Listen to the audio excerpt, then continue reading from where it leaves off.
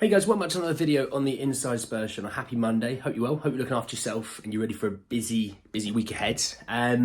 Obviously, Spurs played last night, having a pretty important game, I'd say. I even talked about it being a must-win game, so we're going to talk about the Spurs win over Newcastle, as well as quite some exclusive news of a first-teamer signing a new long-term deal. It's good news. You're going to want to know about it. Just want to say, if you're new, subscribe to the channel. You're very much welcome to join us. And we're going to jump in with the Newcastle game. So yeah, the 4:30 UK time, the kickoff against Newcastle. I dubbed it a must-win game purely around the fact that Spurs are in a bit of a slump in terms of results, but also Newcastle were kind of a wounded team. As much as we were, they were also a wounded team and a team that was in and around where we are in the league. And it's important to try and recreate that gap that we had to a lot of teams below us. So, I mean, it was probably one of the games of the season where when I was watching it, I kind of thought this is one of the more complete performances we've had this season. You know, there's been spurts or halves where I think we've even played better than we did yesterday, but we didn't continue it on for the rest of the game, whereas this was something that we kind of just the whole game kind of controlled. There was a brief spell in the second half that maybe you could say Newcastle kind of were getting back into the game. But to be honest, they weren't in the game. So, obviously, the first goal scorer of the day was Destiny Udogie. It still impresses me how you have a left-back who plays left mid / left centre mid, then plays left wing, and then you find him up front. It's just, it's amazing. Honestly, I didn't think he's ever going to be like that. I think a lot of us even thought, can he play in a back four because he's so used to playing wing back? And actually, he's a very good defender. He's great on the ball. Yeah, and minus the game where he obviously gave the ball away against West Ham. He's been brilliant this season. He's been one of the best fullbacks in England this season. And at left back, there may not be many better left backs in the league at the moment than him. So yeah, he got his first goal for Spurs. Son down the left was Son down the left. That was kind of the Son that I saw a couple of years ago down the left. You know, running at fullbacks, wasn't giving away the ball, good service into the box. I mean, he obviously got a couple of assists yesterday. Obviously, he got the first assist of Richarlison, and I was really happy for Richarlison. You could tell in the stadium everyone was really happy. The loudness when he scored. It's one of those that he's been really unlucky with how he's done this season. Well, this whole time at Spurs with injuries and, you know, kind of having to live up to a hype that many players couldn't do. You know, you talk of Harry Kane, who probably at the moment is the best striker in the world. You know, you having to come in and be Harry Kane. You can't do it. It's not possible. But he got his first goal with Son kind of running at Trippier. And Trippier had a bit of a bad game. But again, it's one of those, I think it's more fatigue than anything. Cut it back. Richarlison taps in. Lovely first goal in the Premier League with his feet, which I found was a mental stat. Then his second goal, Pedro Porro is just the best right back in the league. You know, the fact that this diagonal ball was just straight into sort of where the penalty marker is. Richarlison's touch probably wasn't the greatest, but he still took it away from goal. So Dubravka was kind of in that no man's land of going for it, staying back. And then Richarlison taps it in with his left. And you could tell Ange was like gassed with that because you could see the smile on his face. You could tell the assist was unreal. And then, the Son penalty, it's a penalty. I can't really say much about it. But the actual penalty itself was brilliant. And that was the first penalty anyone that's taken at Spurs not named Harry Kane in like 2 years, which I think is a mental stat. But also it's our first penalty this season. And we are, 14, 15 games in or whatever, which is also a bit mental. I mean, looking at stats, we were over double the total shots. We were, quadruple the shots on target. We had 57% of the possession. We kind of just dominated from start to finish. Just want to sort of talk about a little bit of sort of more in-depth stats. I mean, when you look at the XG that we generated, it was 4.16. It lines up with the goals that we scored.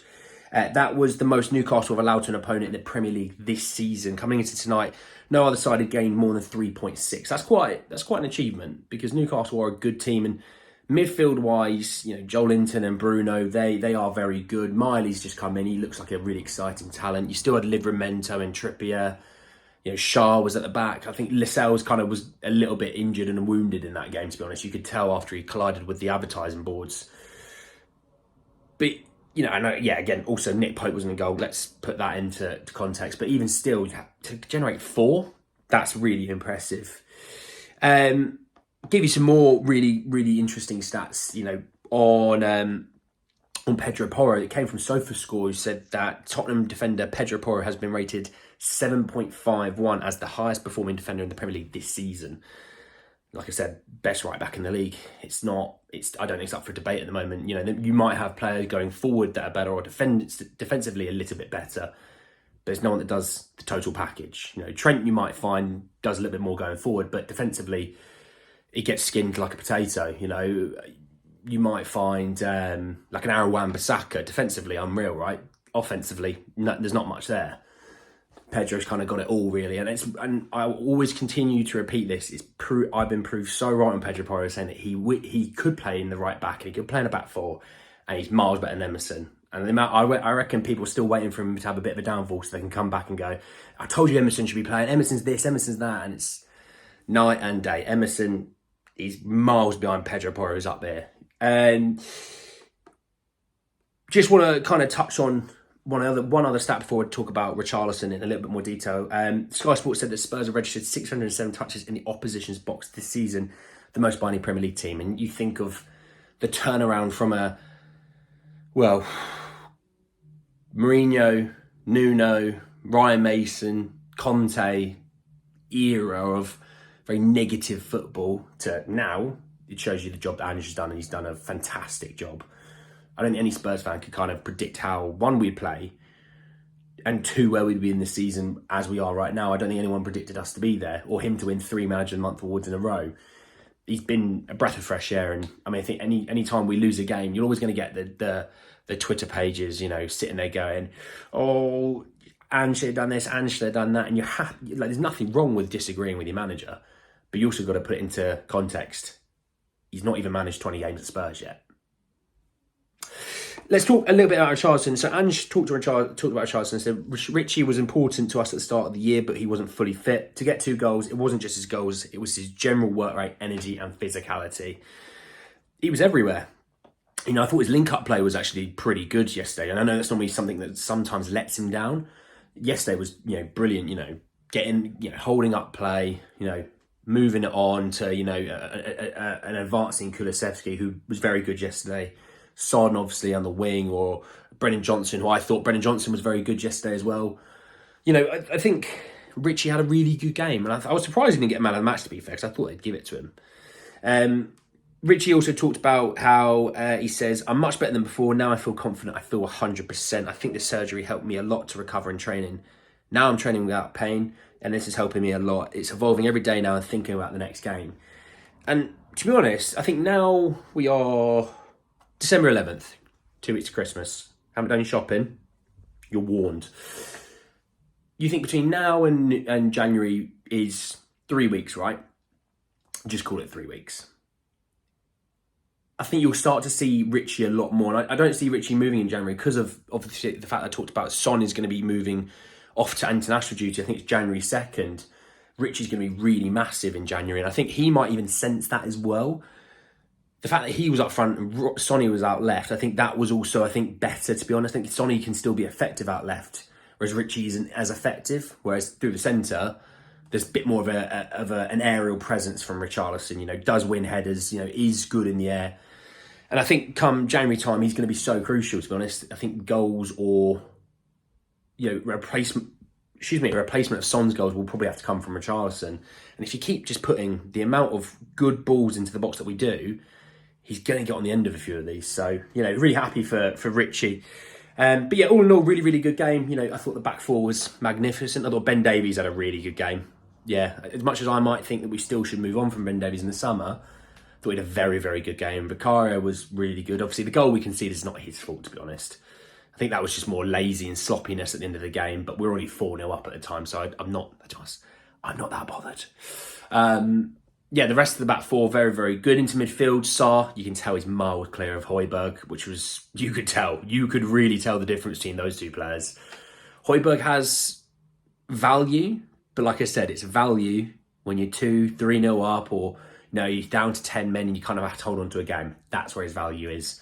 Sarr, yeah, just gives you a lot more, to be honest. Basuma was really good again. I thought he was actually pretty decent in the last few games. I think people kind of poo-pooed his performances, but I think he's been very good recently, actually, all things considered. I thought he was very good against West Ham, but that went under the radar because it wasn't part of an agenda that people didn't want to get on board with. But, really good.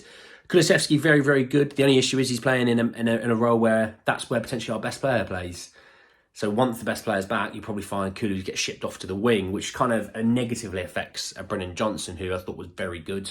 And like I said, the other two up top were very strong. I thought everyone was really good, to be honest. I'm not gonna poo on anyone's parade. I thought they were all very good.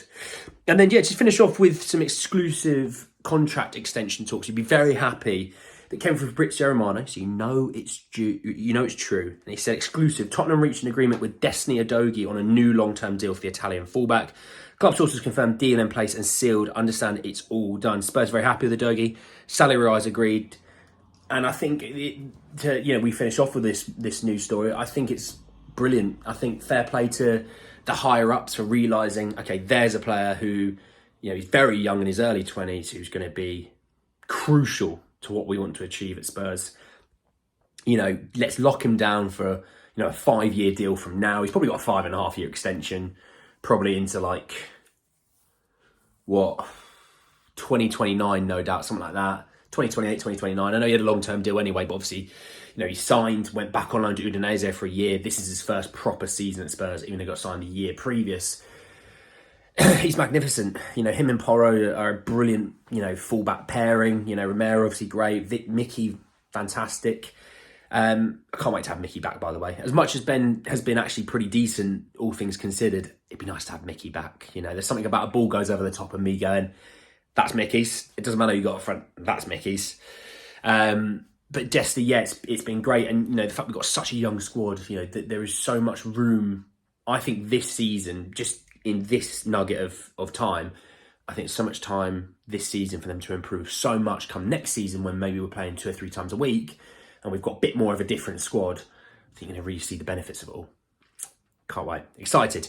But anyway, guys, that's the end of the video. Hope you enjoyed it. Drop a like on the video if you did. Your thoughts and feelings around the Newcastle game, some of the stats that I've given, things like that. Obviously, the news around Destiny Udogie. Let me know your thoughts and feelings around that as well. Obviously, subscribe to the channel if you're new and hit the bell notification for more. But anyway, guys, that's the end of the video.